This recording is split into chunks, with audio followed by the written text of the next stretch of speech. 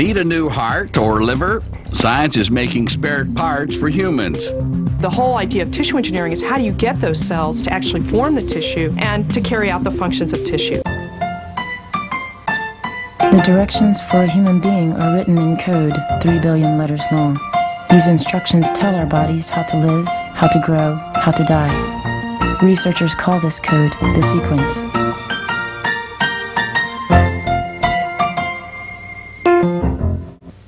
Welcome to Secrets of the Sequence. I'm Lucky Severson. In Greek mythology, Prometheus stole fire from the other gods and gave it to mere mortals. As punishment, he was chained to a rock where every day an eagle came and ate his liver. The striking thing about the story is that his liver always grew back overnight. Well, today, medical researchers are trying to develop that Promethean ability to regenerate kidneys, hearts, intestines, you name it. I'll name it Lucky, while you get your head out of the mythological clouds. It's called tissue engineering, and it refers to the use of human cells to restore, maintain, or repair human tissue. This may involve skin, muscle, or bone tissue, or it may involve the regeneration of an entire organ, such as the heart, kidney, or yes, the liver. Tissue engineering is not synonymous with genetic engineering, although it may include the use of embryonic stem cells and organ cloning. We're talking about science here, Lucky, not mythology. You've got the imagination of a cash register, but thanks for the effort. The promise of tissue engineering is enormous, especially for whole organ replacement.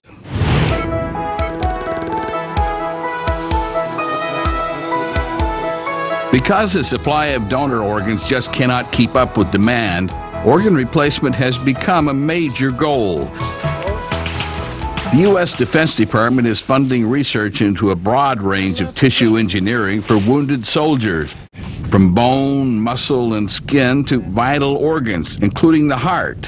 Engineered tissues could save a lot of lives. But just how do researchers go about doing this? Well, first they get some cells. Typically, you have a donor material that may be the patient's own cells. Cells may also come from another source. The whole idea of tissue engineering is how do you get those cells to actually form the tissue and to carry out the functions of tissue. Cells may have some memory of what they're supposed to do, but they also need structure, nutrients, and oxygen. Structure comes from what's called a scaffold, and they come in many, well, sizes. These are biodegradable polymer scaffolds for ears. And this is a scaffold for a finger.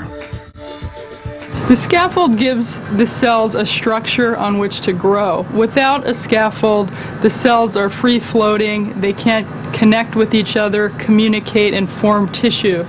With a scaffold, they have structure that they need for a certain period of time until they've formed enough tissue to have their own structure. When that happens, the scaffold dissolves. These are tissue-engineered ear cartilages for babies.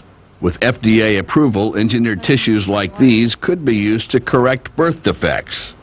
Cartilage specifically is one of the easier tissues to create because cartilage cells themselves do not need a lot of oxygen. And in terms of the nutrients, they can receive them by diffusion. They don't need much of a vascular supply or a blood supply.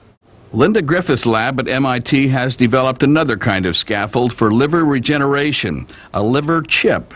It's a tiny bioreactor that grows liver tissue from liver cells. This is the heart of our whole system.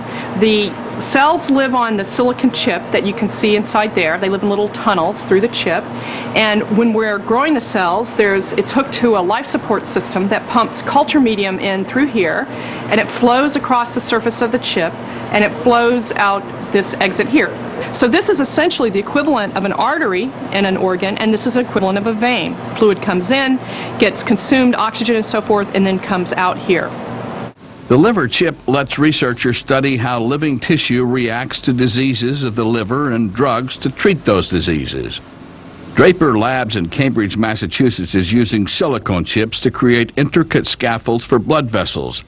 That's because a vital organ needs a constant blood supply to remain vital, a complete network of blood vessels from arteries to microscopic veins. The idea is to engineer a blood supply first and use it to grow a complex organ like a human heart. The ultimate goal of tissue engineering is to replace a structure with a completely living structure that is not biohybrid. Biohybrid means it's part living and part mechanical. Ultimately, the best way to replace a heart is with a heart that's completely living. Tissue engineers try to imitate what nature does to create successful tissues and organs. This experiment involves engineering a kidney. Instead of using artificial scaffolds, these researchers are using nature's own collagen. In this particular instance, what we have done is we have actually taken real tissue, and we have taken all the cells out of the tissue, leaving only the collagen behind, the scaffold, the architecture.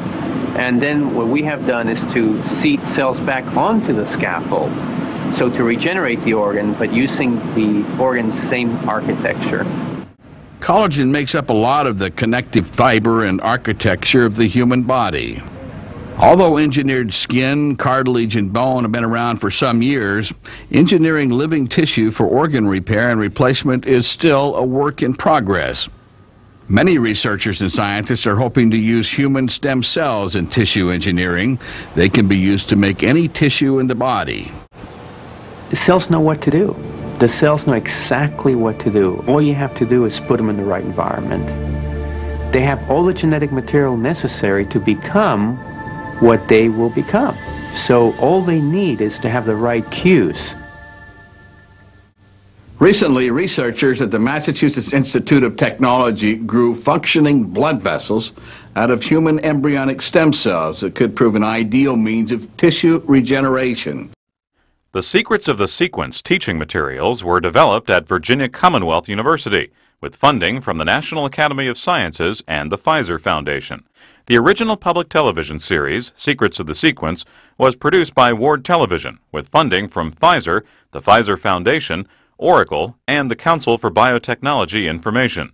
Special thanks to member institutions of the series advisory board, consisting of Virginia Commonwealth University, Harvard University, University of Wisconsin, University of Michigan, University of California at San Francisco, and the MRC Laboratory of Molecular Biology, Cambridge, England.